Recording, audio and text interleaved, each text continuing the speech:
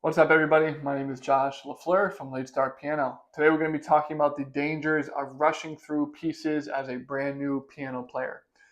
Now, if you are brand new, if you're in that first, let's say, 6 month to a year window, you are going to have this feeling like you want to rush through these easier pieces so that you can play the pieces that you actually want.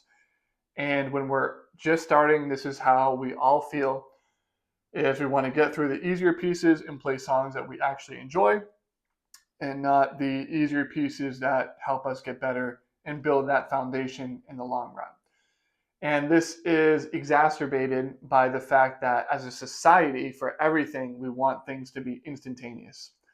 So you think of if you order a pizza, you want it here in 20 minutes. If you log into your computer when you're starting it up, you want it to be ready to go within 10 seconds, right? We want everything to be instantaneous. That's just as a society. And learning the piano is no different. We want to be extremely good, extremely fast. I think that's what everybody wants. Even if you are an experienced piano player, you always want to get better faster. The issue with this is learning the piano takes time. So if you're brand new, it takes time to build the foundations that you need before you can play those much more difficult pieces that you really want to play. So the way we can counteract this is, I just told you, society and as piano players, we want things to be instantaneous. What we actually want to do when we learn the piano is go painfully slow in our practice schedules. So I made a whole video about this.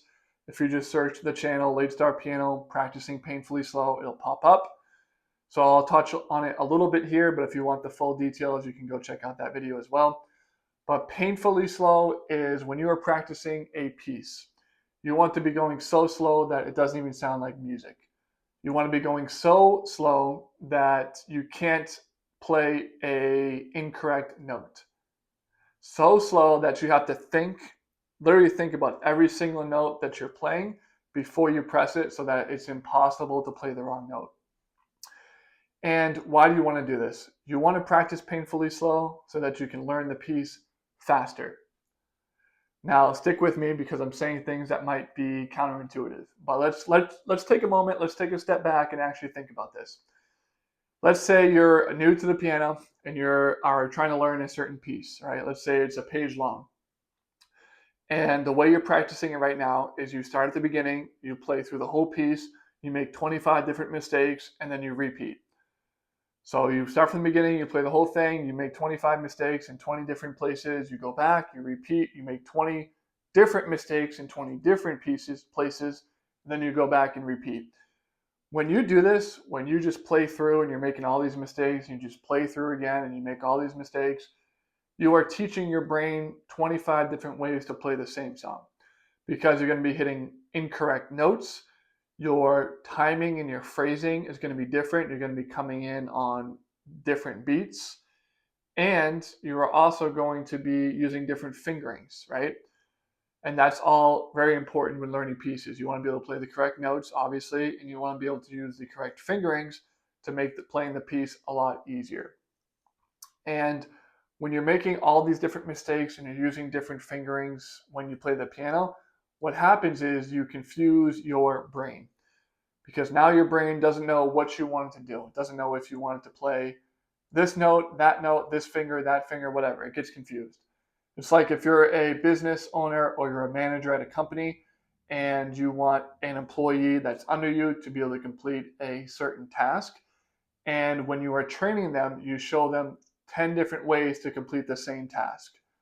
That employee is probably going to be really confused, right? They're not going to know which way is the best way. They're not going to know in what situation to use which method. And what that's going to lead to is that employee is going to make mistakes and the outcome is not going to be the desired one. You're not going to have the desired result. If you counteract that and look at the opposite side of that, again, let's say with the employee, if you show them a specific task and you only show them one way to do it and you teach them that one way for 3 days in a row, when it comes time for that employee to perform that task, they're going to know exactly what to do. They're going to feel comfortable with it. And as a result, the desired outcome will be achieved. Now, as far as piano terms, if you practice painfully slow, like I said earlier, and you're only playing the correct notes, you're only playing the correct fingerings, your brain is actually going to learn that piece a lot faster because you're only showing it one possible way that this can be done.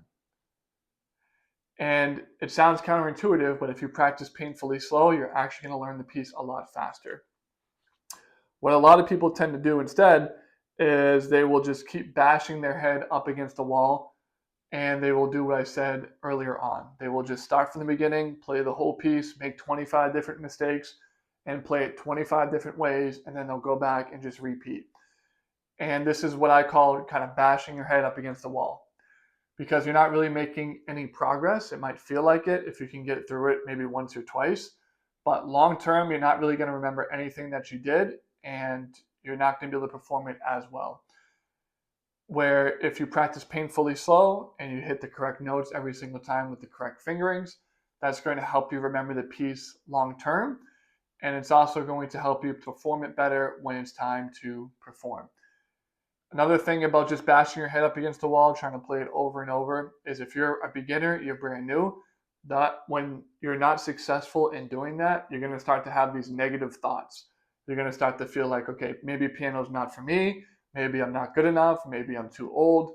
You're going to feel frustrated, you're going to feel overwhelmed, and you're going to want to quit. And if you're new to the piano, I'm sure you don't want to quit, so let's not even put you in that situation.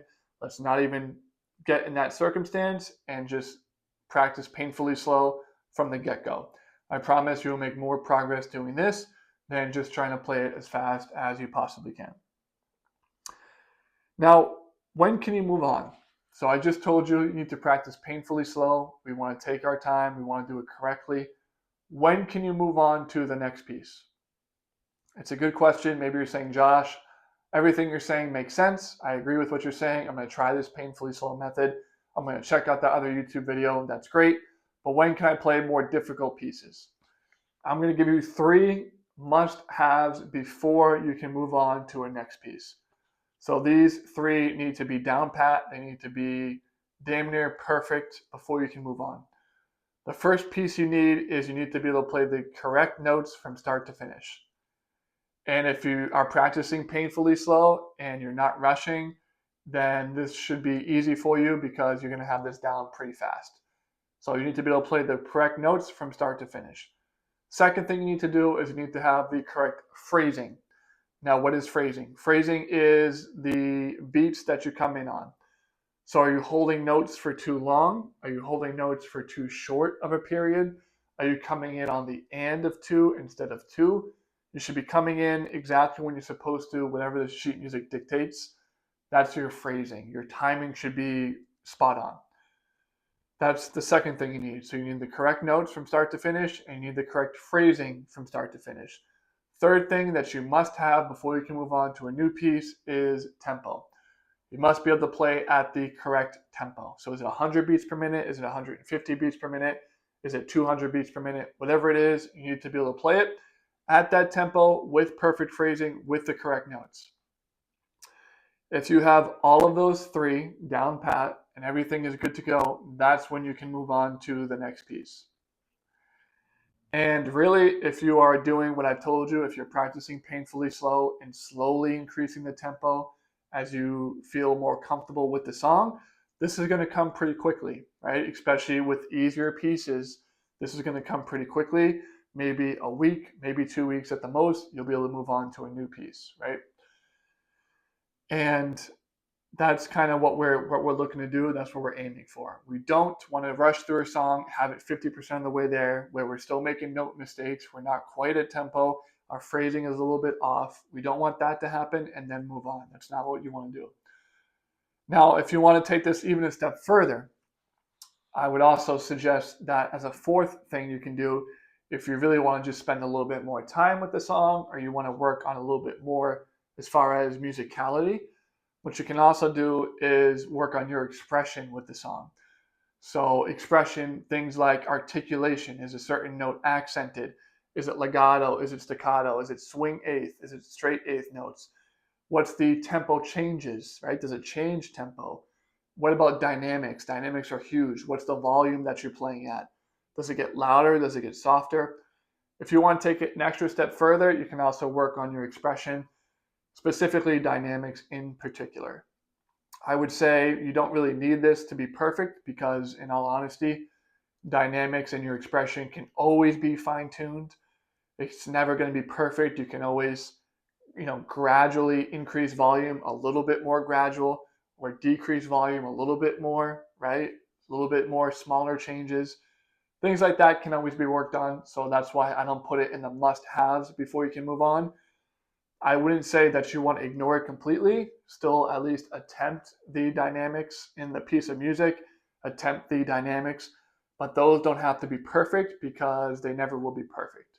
But you can try to work on them, definitely try to include them while you're practicing, but you don't absolutely must have it before you move on. The must haves, again, are just playing the correct notes, correct phrasing, correct tempo, and then you can add in dynamics and expression as a fourth piece if you really want to fine tune that. But I hope that all that helps. Again, my name is Josh LaFleur with Late Start Piano. That's just some of the reasons why you don't want to be rushing as a new piano player. If you want a free guide which has 34 essential tips for the adult beginner piano player, that's completely free. Link is down below in the description. Click on that to get instant access to even more tips that will help you get better at the piano.